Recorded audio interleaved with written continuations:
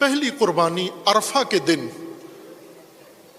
شہدائے کربلا روز عاشور قربانی دی، لیکن روز عرفہ جس نے قربانی دی اور جس مظلومیت کے ساتھ قربانی دی، کربلا میں جب شہداء ندا دیتے تھے، سید الشہداء پہلے اپنے ساتھیوں کو، انصار کو خود تیار کر کے بھیجتے، پھر ایک نشست پر تشریف فرما ہو کے اور میدان کی طرف نگاہیں لگا لیتے ندا سننے کے لیے کہ کب میرے جانثار کی آواز آتی ہے۔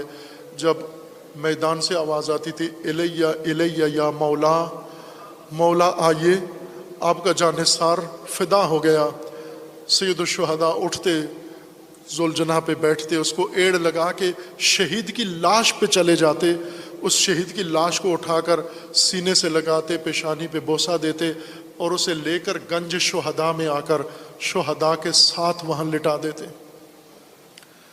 لیکن یوم عرفہ کا شہید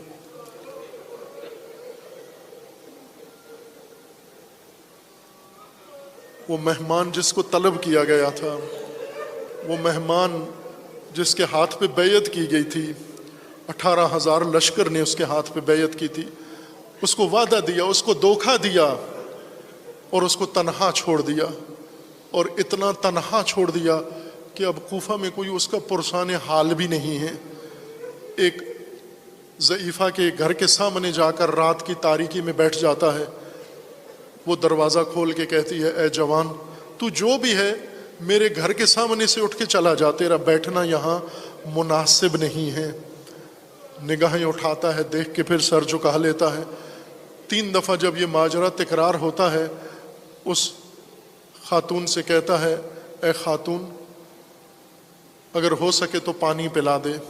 پانی لے آتی ہے، پانی پی کر کہتی ہے اب تو نے پانی بھی پی لیا، اب میں تجھ سے تقاضا کرتی ہوں تو میرے گھر کی دہلیز چھوڑ دے، کہیں اور چلا جا۔ تو عرض کرنے لگا کہ کہاں جاؤں، یہ تو بتا کہ کہاں جاؤں۔ پوچھنے لگی کیا تو کوفہ کا رہنے والا نہیں ہے؟ کہا نہیں، میں کوفہ کا رہنے والا نہیں۔ کس دیار کے رہنے والے ہو؟ مدینہ کا رہنے والا ہوں، مولا حسین کا سفیر ہوں، تمہارے بلانے پہ آیا ہوں، میں وہی مسلم ابن عقیل ہوں۔ دروازہ کھول دیتی ہے، گھر میں لے جاتی ہے، اور پھر اس کا لعین بیٹا جو عبید اللہ کا مامور ہے وہ آتا ہے۔ جب گھر میں حضرت مسلم کا اس کو احساس ہوتا ہے، جا کر دربار میں دارالامارہ میں اطلاع دیتا ہے، اور پھر وہ لعین حکم دیتا ہے کہ مسلم کو گرفتار کر کے لایا جائے۔ یہ دستہ آتا ہے، آ کر حضرت مسلم کو گھر کے باہر سے آواز دیتے ہیں مسلم باہر آ جاؤ ورنہ ہم گھر کو آگ لگا دیں گے۔ حضرت مسلم نے جب آگ کا لفظ سنا، اس خاتون سے کہا ہٹ جاؤ، یہ قوم جب گھر جلانے کا دھمکی دیتے ہیں تو گھر جلا بھی دیتے ہیں، یہ گھر کو آگ بھی لگا دیتے ہیں، ان میں کوئی رحم نہیں ہے۔ میں نہیں چاہتا جس نے مجھے ایک شب کے لیے پناہ دی تھی میری وجہ سے اس کا در جل جائے۔ باہر آ گئے، مقابلہ کیا، پھر دھوکے سے انہوں نے اسیر کر لیا، اور جا کر دارالامارہ میں جب تشدد کیا، اتنا تشدد کیا، حضرت مسلم کے دانت شہید کر دیے گئے، لب زخمی ہو گئے، اور اس وقت حضرت مسلم نے پانی مانگا، پانی دیا، جب کاسہ آب لبوں پہ لگایا تو خون پانی میں چلا گیا۔ حضرت مسلم نے وہ پانی انڈھیل دیا، دوبارہ پانی لائے، پھر وہ پانی خون آلود ہو گیا، اسے بھی گرا دیا، چند دفعہ تکرار کرنے کے بعد چھوڑ دیا، پانی کا طلب نہیں کی۔ اور پھر اس لعین نے اعلان کیا کہ کون ہے جو مسلم کے ہاتھوں زیادہ جس نے تکلیف اٹھائی ہے۔ ایک لعین کھڑا ہوا، کہا کہ میں نے مسلم نے مجھے تکلیف پہنچائی ہے، کہا لے جا کر تو اپنا انتقام لے۔ یہ دارالامارہ کی چھت پہ لے گیا، اور اس سے پہلے حضرت مسلم نے جب کہا کہ آخری وقت ہے، کوئی اگر کہنا چاہتے ہو تو کہو، حضرت مسلم نے کہا اگر کوئی ایسا قابل اعتبار بندہ مل جائے میں اسے 2 وصیتیں کرنا چاہتا ہوں۔ یہ عمر سعد ملعون آگے بڑھا، چونکہ یہ دور سے ایک رشتہ دار بھی بنتا تھا خاندان رسالت کا، آل رسول کا، اپنی ماں کی جانب سے، تو اس نے حامی بھری کہ میں، یہ سعد ابن ابی وقاص کا بیٹا تھا، سعد ابن ابی وقاص وہ اس کی جو ماں تھی وہ رشتہ دار تھی رسول اللہ صلی اللہ علیہ وآلہ وسلم کی، اور وہاں سے اس کا رشتہ تھا۔ اور عرب میں قبائلیت کی حمایت ایک رسم تھی ان کی، وہ کرتے تھے قبائلی، لہٰذا اس نے کہا کہ میں وہ وصی بنتا ہوں، مجھے بتائیں۔